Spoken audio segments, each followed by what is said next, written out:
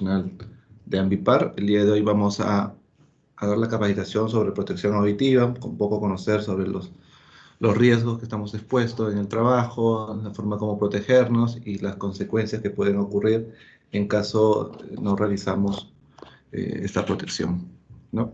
A ver, vamos a empezar con un video de concientización. Espero a ver que lo puedan comprender. Y empezamos.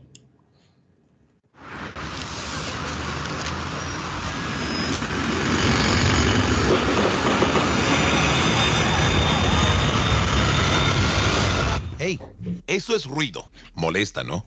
Y aunque no lo veas, es un contaminante que puede afectar tu salud y deteriorar tu calidad de vida. ¿Escuchas ese zumbido? Pues es señal de que el ruido te afecta. Eso está mejor. Relajante e inofensivo. ¿No te parece? El sonido de la lluvia generalmente no es molesto, al igual que el sonido de las olas del mar. Al contrario, nos puede dar paz y tranquilidad. En cambio, el ruido, por definición, es un sonido no deseado y a niveles muy altos puede provocarnos mucho daño. El ruido urbano nace de distintas fuentes.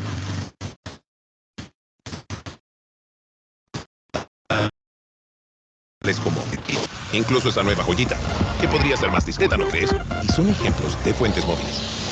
Están también las fijas, como una industria o una discoteca. O las megafuentes, como los aeropuertos o las grandes autopistas. Finalmente, las fuentes conductuales, como las fiestas, ferias ambulantes o ese perro que olvidaste pasear. Ok, calmen al perro. El ruido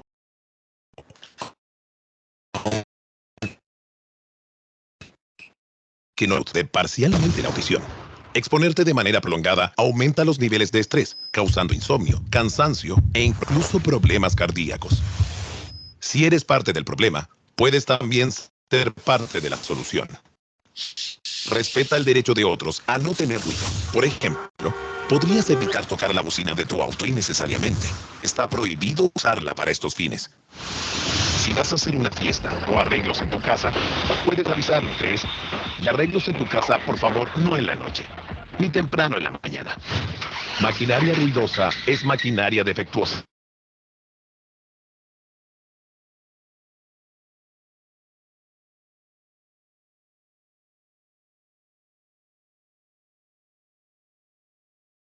Audífonos que... Chicos, ¿se les está escuchando el video? ¿Se escucha el video? Por favor, confírmenme. Escucha, doctor. Hola, hola. Sí se escucha. ¿Ya? www.mma.gov.cl. Menos ruido es más calidad de vida. Listo, chicos. Entonces, este video nos habla que en realidad nosotros estamos expuestos al ruido no solamente en el trabajo, ¿no? Sino también en nuestra vida cotidiana y también con las acciones que nosotros hacemos de manera cotidiana de forma recreativa, ¿no? Haciendo el uso de audífonos en un volumen muy excesivo, o simplemente el hecho de estar en la calle con la bocina de los carros, las actividades que pueden hacer nuestros vecinos, nosotros mismos, con fiestas, etcétera, etcétera. Y todo ello puede desencadenar ciertas enfermedades como la pérdida de la audición, que es la hipoacusia. Pero para poder conocer un poco sobre lo que es protección auditiva, también tenemos que conocer un poco sobre lo que es la parte del sistema auditivo, ¿no? El sistema auditivo está conformado por tres grandes partes de nuestro oído, ¿no?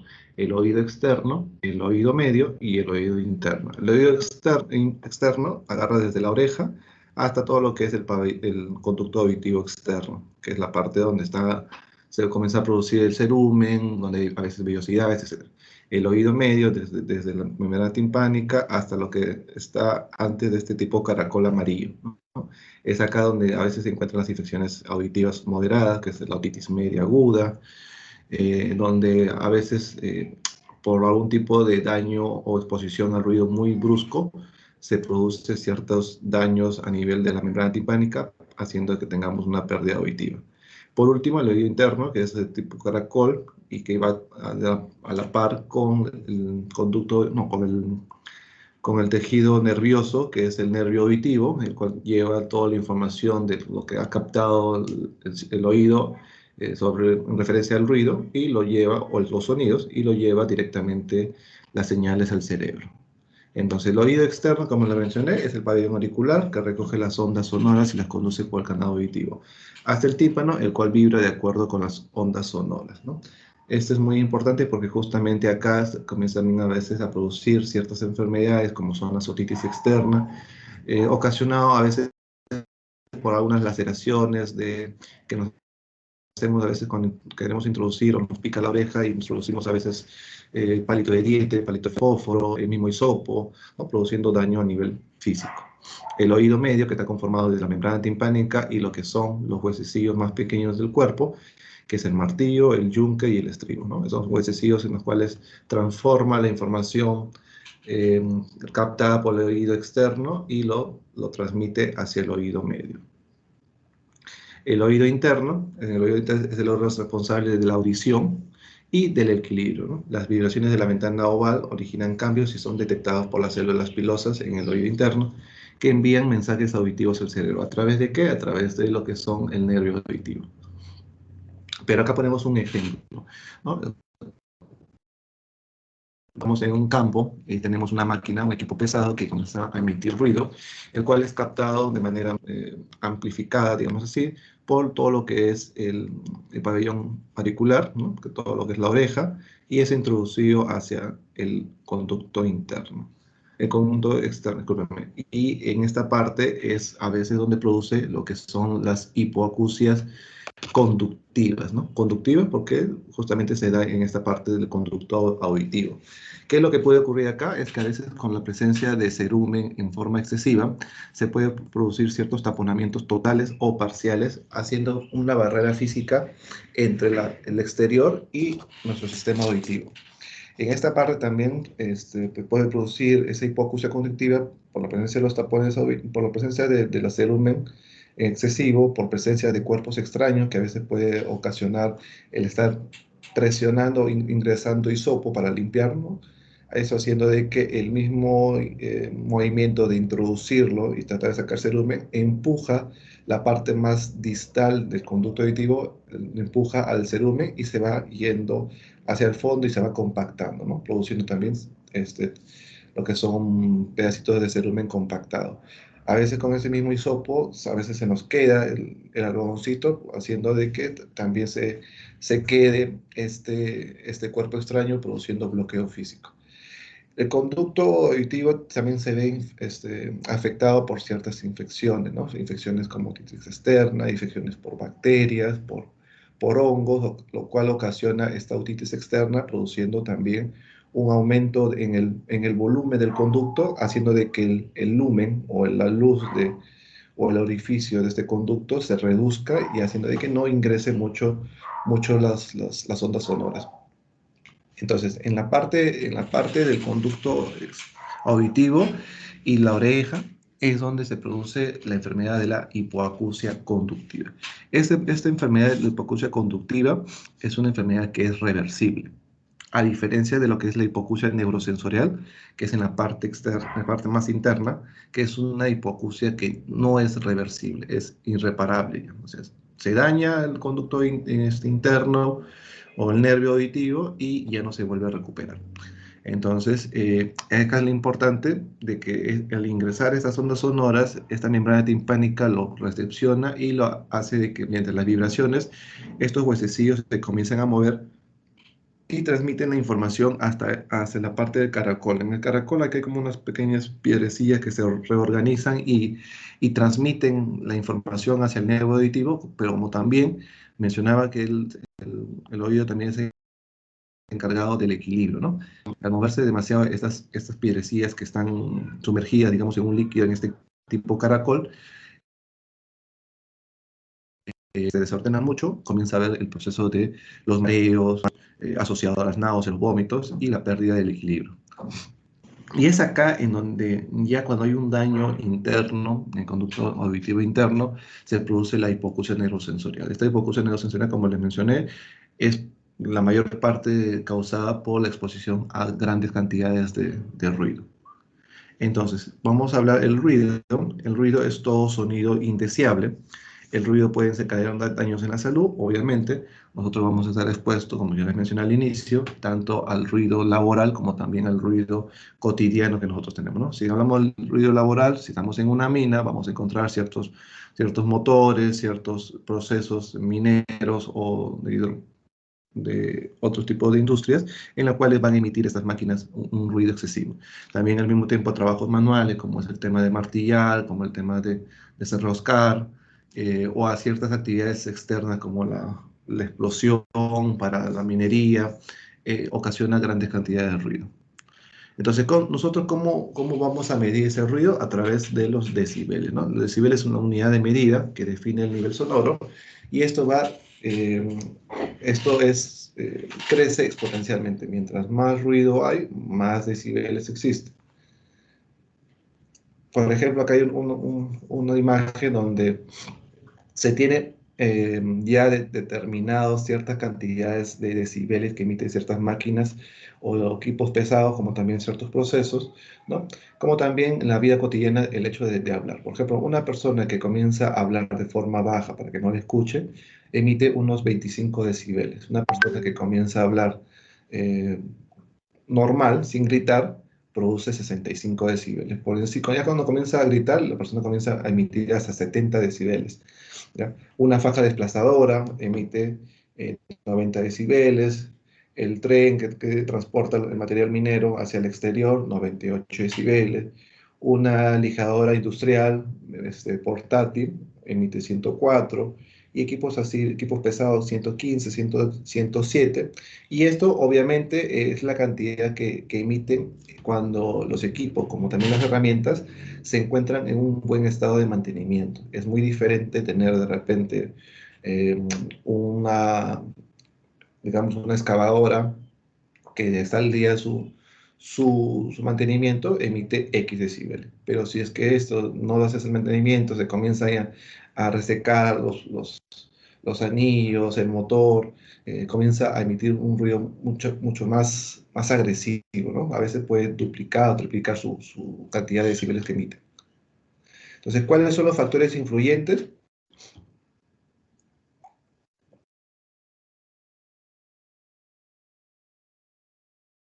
El mayor daño, tiempo de exposición. Si yo me expongo mayor tiempo, mayor es la lesión. No es lo mismo estar expuesto a una máquina que emite 100 decibeles, exponerme por un minuto sin hacer uso de EPP, como a estar las 8 horas de mi trabajo expuesto a esa cantidad de ruido, ¿no?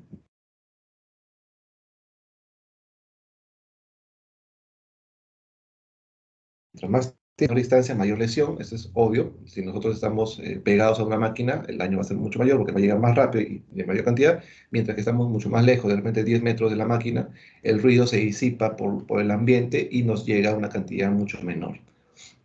Lugar de exposición, en ambientes cerrados el daño es más grave.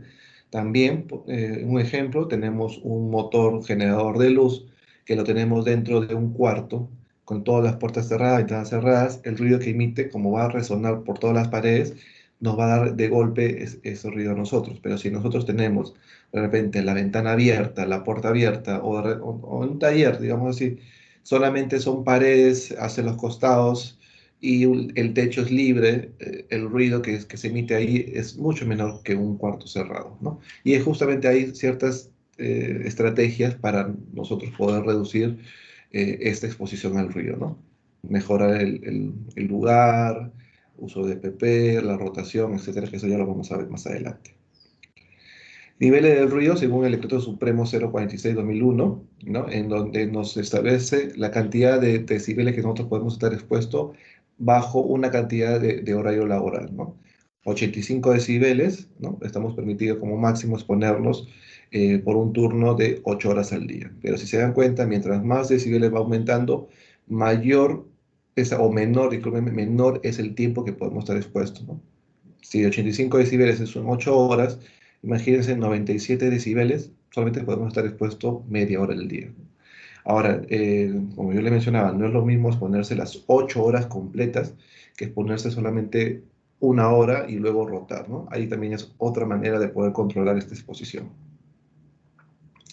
¿Cuáles son los efectos del ruido, no? Los efectos del ruido que ocasiona en nuestra salud puede llevar síntomas multisistémicos, que quiere decir síntomas muy diversos, como tenemos la irritación, ¿no? La tensión, dolor de cabeza, ¿no? Algunos lo conocen como cefalea.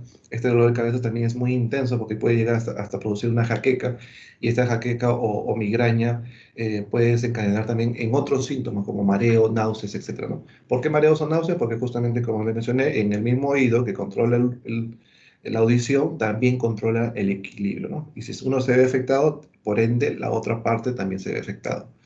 Palidez, los mareos, náuseas, propio del tema del equilibrio, y una sordera incurable. Esta sordera incurable es la hipoacusia neurosensorial. Entonces, como yo les mencionaba, la hipoacusia neurosensorial puede haber de dos causas. Una, la que es inducida por el ruido, y la otra, la que no es inducida por el ruido, ¿no? Por algún tipo de daños a nivel anatómico de nosotros, o por algún tipo de nacimiento ya con ciertos problemas auditivos ya que viene de nuestros genes, ¿no? Entonces, ¿qué cosa es la hipoacusia inducida por el ruido? Es una deficiencia permanente, progresiva e irreversible de la audición, provocada por la exposición ocupacional del ruido. Acá este es muy importante que sepan este tipo de hipoacusia. ¿Por qué? Porque este tipo de hipoacusia es lo que normalmente observan dentro de lo que es el examen preocupacional o ocupacional, como criterios de aptitud.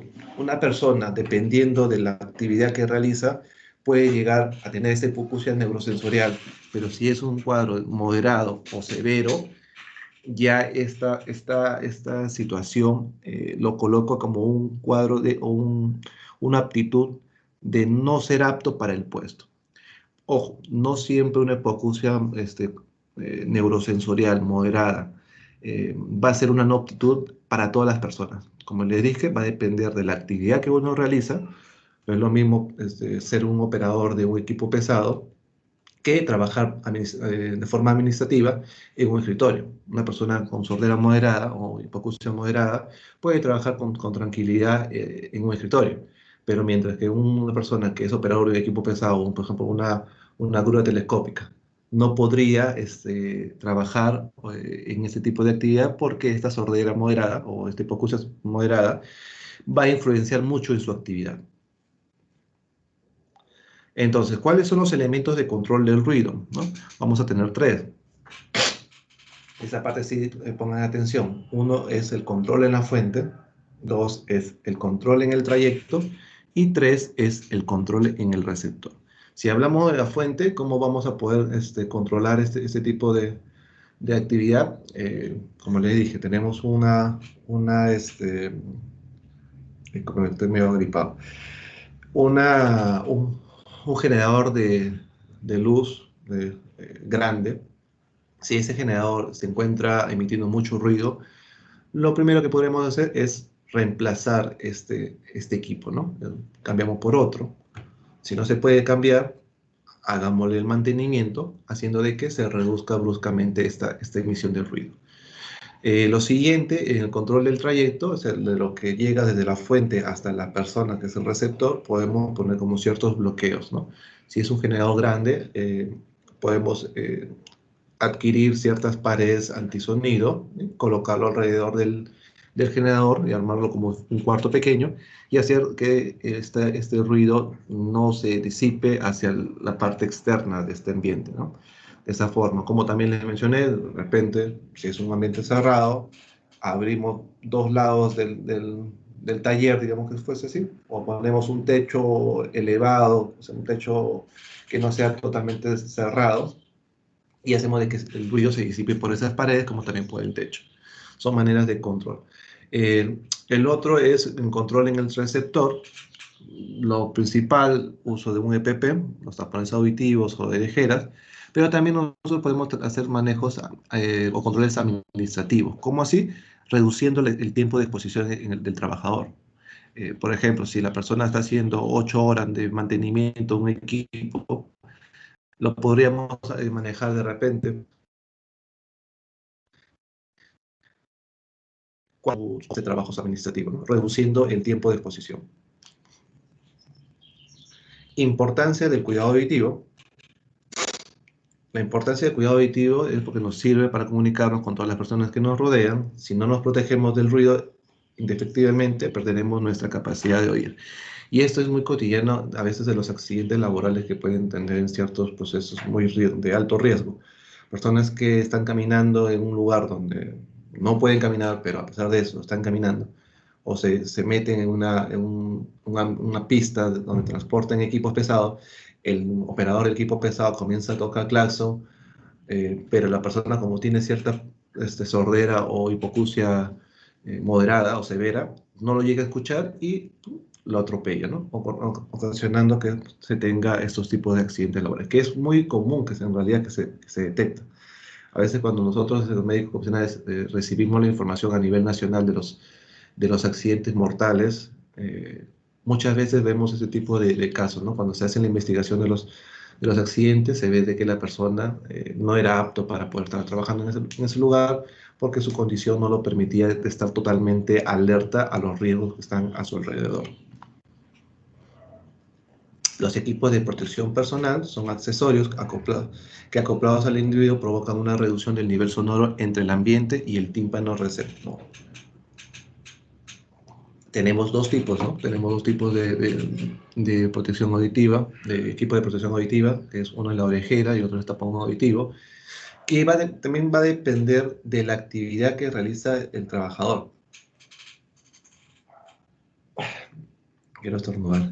Que la actividad que realiza el trabajador, porque no es lo mismo una persona que sí está totalmente expuesto al ruido, va a tener que utilizar una orejera o un doble protección con tapones auditivos y orejera, que una persona que de repente solamente hace o camina alrededor una vuelta y no se pone, no está bien pegado hacia el objeto de que emite el sonido, que simplemente va a requerir este tipo de tapones auditivos porque la protección que hace el uno y el otro es muy diferente, ¿no? ¿Quiénes protegen más? Las orejeras. Acá los que les mencionaba, las orejeras, que por lo general son equipos de protección personal que se pueden acoplar al casco de seguridad, como también hay orejeras en las cuales no es necesario el uso de un casco, sino tienen como si fuese un tipo vincha y va de una oreja.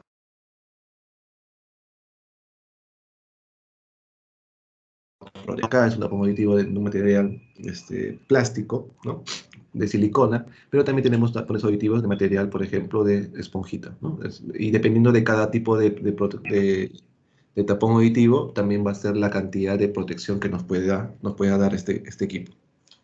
Doctor. Sí, Doctor, dime. Una consulta.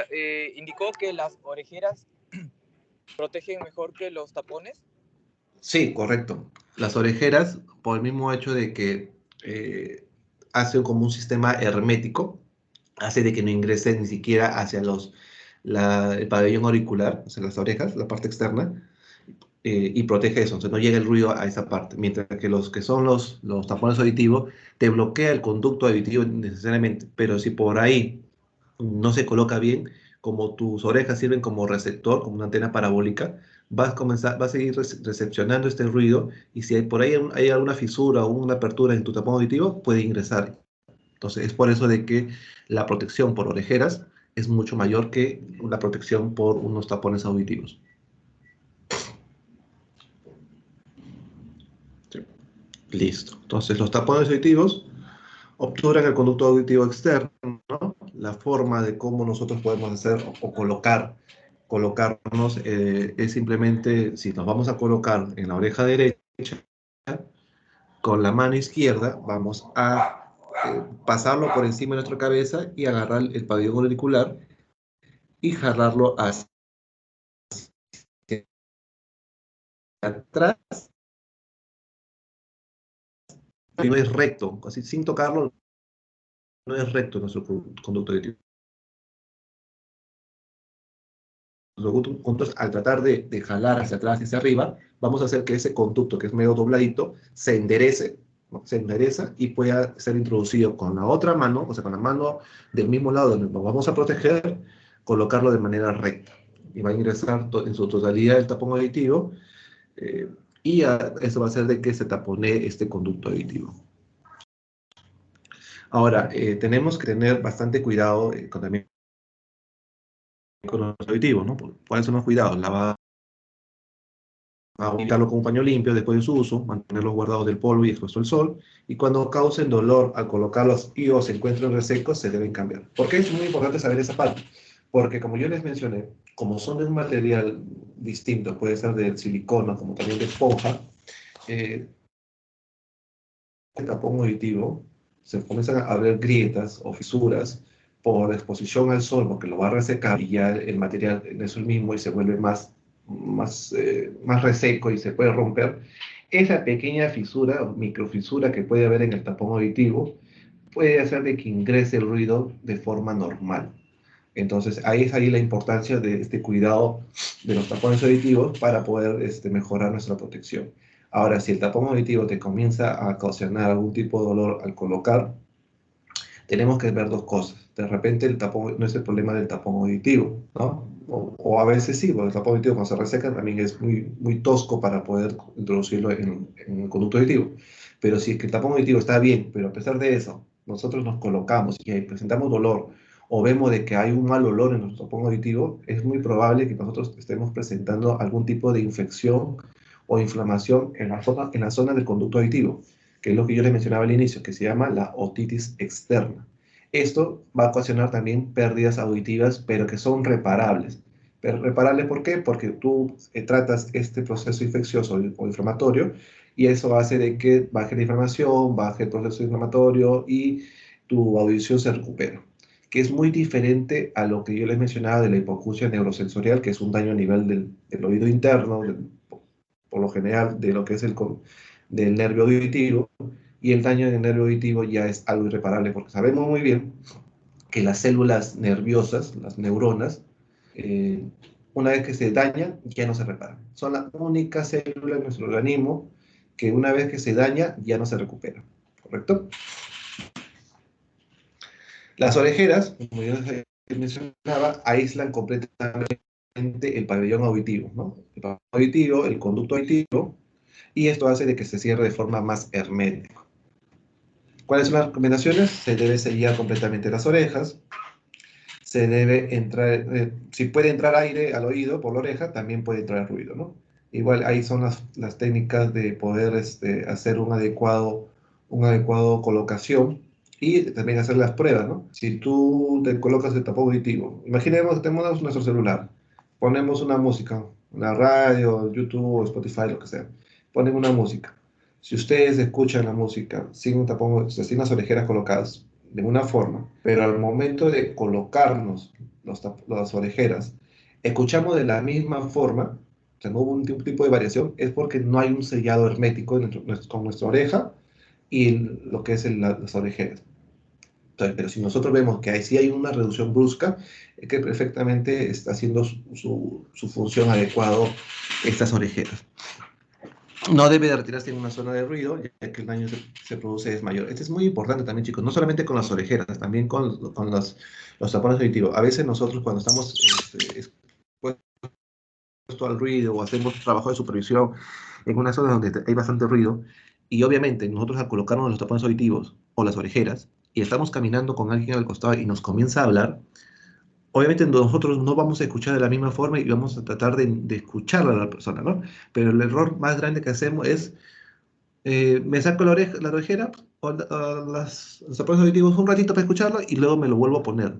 Ese microsegundo que tú puedes hacer o segundo que tú puedas realizar esta actividad va a hacer de que ustedes puedan sufrir un daño auditivo como es se me fue el nombre, el trauma Doctor, acústico. Sí, dime. doctor, disculpe, acerca de los tapones auditivos, yo tenía entendido que una vez que lo utilizáramos, eran descartados y tendríamos que usar otros No, para evitar probables infecciones, ¿no? En el oído. no necesariamente, porque va a depender, o sea, cuando nosotros recibamos un tapón auditivo, siempre va a venir con unas instrucciones en el tapón auditivo, ¿ya? Entonces, no necesariamente es de esa forma. Hay tapones auditivos que sí son de único uso, ¿ya? Hay tapones auditivos, pero por lo general, lo de único uso son unos que son tipo esponjita, pero no todas los tapones auditivos de esponjita son de único uso, ojo, pero lo estoy especificando que hay uno de ellos en los cuales tú le colocas este tapón auditivo y luego ese tapón auditivo, como es de esponjita, pierde su poder de adecuarse a tu conducto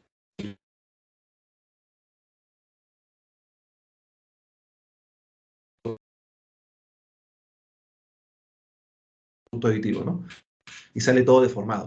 Entonces, estos que son utilizarlo, luego lo lavamos, lo conservamos en un lugar adecuado, no expuesto al polvo ni al sol, ni tampoco al calor.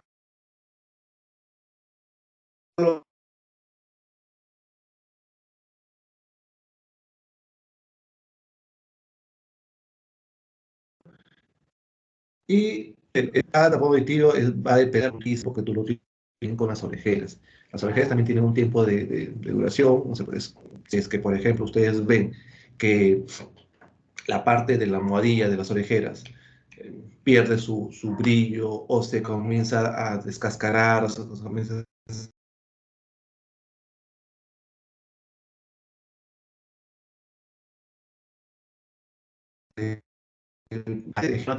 por ciento. ¿Por qué? Porque va a ocurrir con lo mismo que el tapón auditivo. Por esas microfisuras o fisuras o descascaramiento del material, va a ingresar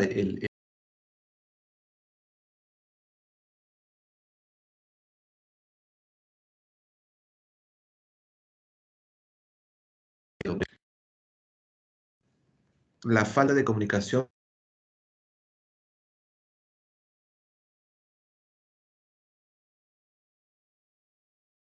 con el entorno. Principalmente nosotros podemos tener a familiar adulto mayor que ya por la edad ellos comienzan a tener la pérdida auditiva de manera degenerativa, ¿no? Y esas personas a veces cuando están con ese tipo de problemas y no hacen uso de algún aparato de apoyo para sí, cierto rechazo o se cohíben porque no es bonito de que una persona mientras estás hablando con alguien, esa persona te diga, ¿qué? ¿Qué? Escucha,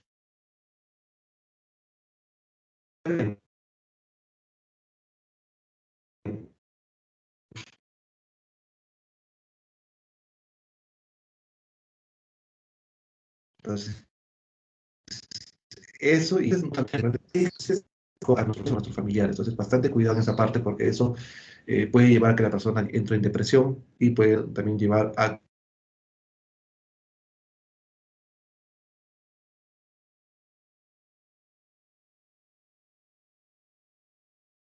que se puedan visualizar y luego vamos con las preguntas.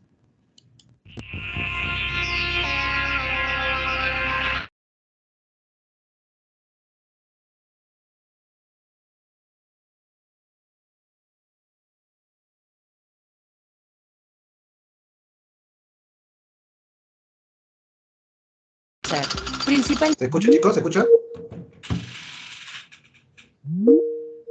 Creo que se me fue la señal.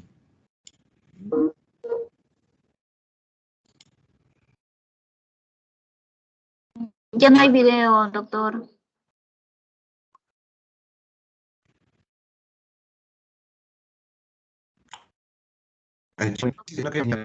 Voy a poner mi celular. Deme un minutito, por favor, para ponerles el mismo video.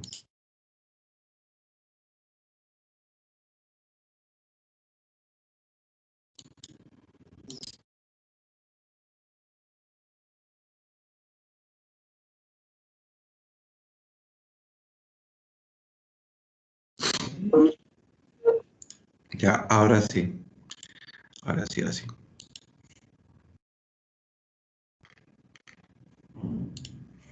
Vamos a colocar el último video, chicos.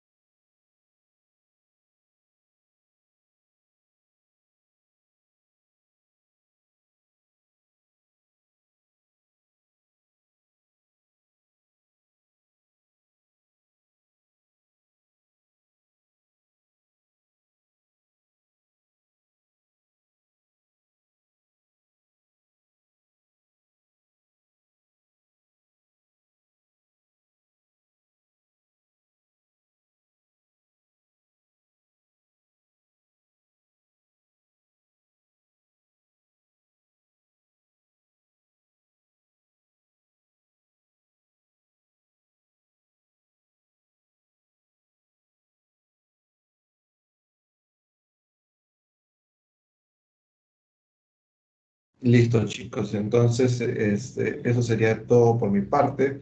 ¿Tienen alguna duda o pregunta en referencia al tema de protección auditiva, hipoacusia, por ahí?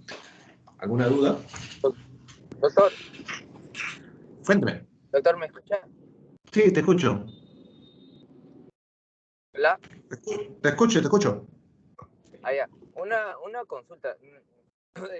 El tema del uso de tapón de la orejera, el porcentaje de reducción de ruido se suma